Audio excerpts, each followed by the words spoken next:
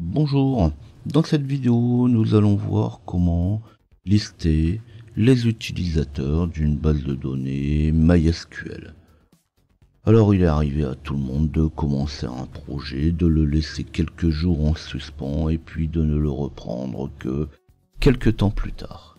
Et puis là on peut se poser la question, est-ce que j'ai créé mon utilisateur? Quel droit je lui ai mis? Est-ce qu'il a le droit sur le local uniquement ou sur tous les serveurs? Et bien justement, c'est ce qu'on va voir. Alors on pourrait passer effectivement par phpMyAdmin s'il a été installé, mais là je vais montrer comment le faire depuis la ligne de commande. Je le montre depuis une interface graphique, mais on pourrait très bien le faire à distance au travers d'une connexion SSH. Donc dans un premier temps, avant de pouvoir lister la liste de mes utilisateurs, il va falloir que je me connecte à ma base de données. Donc pour ça, je vais taper la commande MySQL espace-u pour le compte utilisateur, route, espace-p et le nom de ma base de données. La base de données qui contient tous les paramètres dans SQL, elle s'appelle MySQL. Donc je vais taper MySQL-u route-p MySQL. Si la base de données, si le système a été sécurisé, vous devrez probablement rentrer votre mot de passe pour pouvoir continuer. Une fois le mot de passe tapé, une fois qu'on aura tapé entrée, on va se retrouver dans l'invite de commande de MySQL. Si c'est une version récente de MySQL, c'est MariaDB, mais c'est quand même la même chose. Et on retrouvera entre crochets la base de données sur laquelle on est connecté. Donc ici, MySQL. Et il ne reste plus qu'à taper les commandes, les requêtes pour pouvoir accéder à la liste des utilisateurs.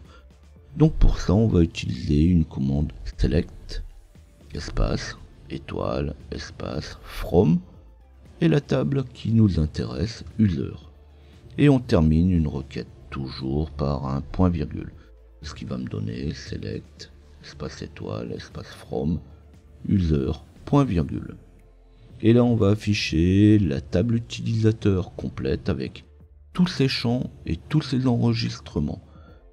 La table utilisateur contient pas mal de champs, on va voir que c'est difficilement lisible. Donc justement pour faciliter cette visibilité, au lieu de sélectionner tous les champs, je vais relancer la requête, cette fois en ne sélectionnant que le champ user.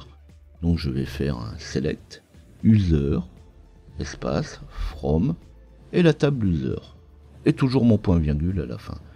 Et là je vais avoir que la colonne utilisateur qui va être affichée. Et là effectivement je peux tout de suite constater et retrouver les différents utilisateurs que j'avais créés. Par exemple ici, si je me posais la question si mon utilisateur OS-Ticket avait été créé, je vais le retrouver. Si on veut savoir si l'utilisateur OS-Ticket ou les utilisateurs ont été créés pour un hôte, eh bien il suffira de rajouter un deuxième champ. Les champs, dans une requête select, s'affichent avec une virgule de séparation. Donc il suffira de taper select user, virgule, host, from user, point virgule. Et là je vais afficher deux colonnes, la colonne utilisateur et la colonne host côté. Donc là je vais pouvoir voir que mon OS-Ticket a été créé uniquement pour le serveur local. Et on pourra continuer comme ça avec d'autres champs. Donc par exemple, si je veux voir si j'ai mis un mot de passe à mon utilisateur, il suffira que je fasse un select user host password from user. Alors là, forcément, je vais vous afficher mes mots de passe, mais ils sont quand même cryptés.